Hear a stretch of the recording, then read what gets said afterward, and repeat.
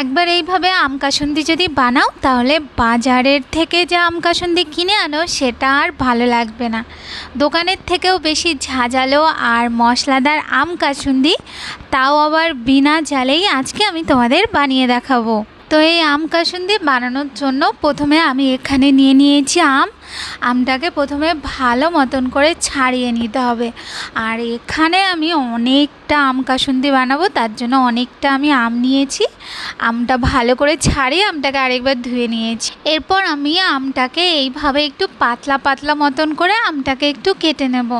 আমটা দেখো আমার কাটা হয়ে গেছে। আম কাটা হয়ে গেলে এরপর আমি আমের জন্য মশলা বানাবো। তো এখানে আমি দেখো একটা মিক্সিং জারের মধ্যে কালো সর্ষে নিয়ে নিয়েছি একটা ছোট বাটি পরিমাণ।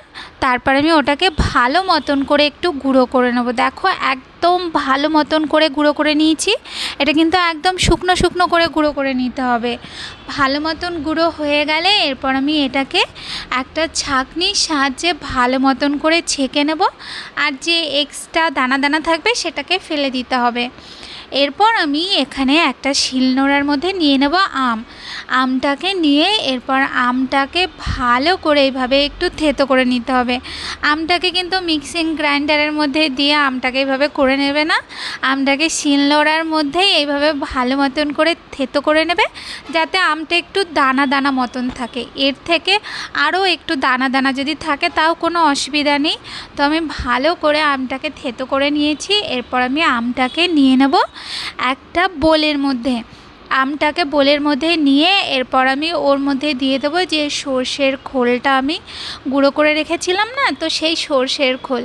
আর প্রথমেই কিন্তু একেবারে সর্ষের খোল দিয়ে দেবে না, অল্প অল্প করে দেবে আর একটু টেস্ট করবে, তারপর আবার দেবে। এরপর আমি ওর মধ্যে দিয়ে দেবো একটু বিট নুন, দিয়ে দেবো পরিমাণ মতন একটু খাওয়ার লবণ, আর আমি ওর মধ্যে দিয়ে দিচ্ছি একটু লঙ্কার গুঁড়ো, আর ওর মধ্যে আমি দিয়ে দিচ্ছি এক মুঠোর মতন চিনিটা দিয়ে এরপর আমি ওর মধ্যে দিয়ে দেবো ভিনেগার। আর ওর মধ্যে আমি দিয়ে দিচ্ছি এখানে আমি আদা হাফ চামচের মতন গ্রেট করে নিয়েছিলাম, সেটা আমি দিয়ে দিয়েছি। এরপর আমি ওর মধ্যে এক বাটির মতন সর্ষের তেল দিয়ে দেবো।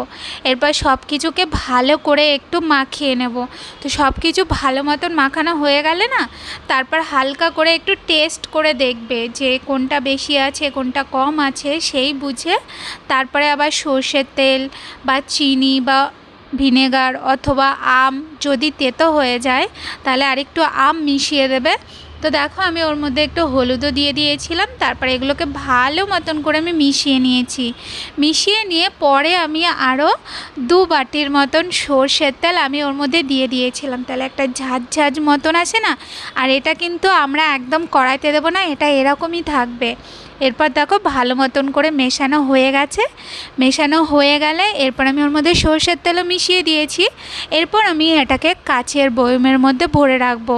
ভরে রেখে তারপর এটাকে বন্ধ করে 3 দিনের মতন রোদ্রে দিয়ে তারপর এটাকে খাবে। এটা তোমরা শাক ভাজা মানে ভাতের সাথে এটা খেতে এত ভালো লাগে, অবশ্যই ট্রাই করবে। এটা অবশ্যই বাড়িতে বানিয়ে রাখবে, এটা সারা বছর বানিয়ে তোমরা খেতে পারো।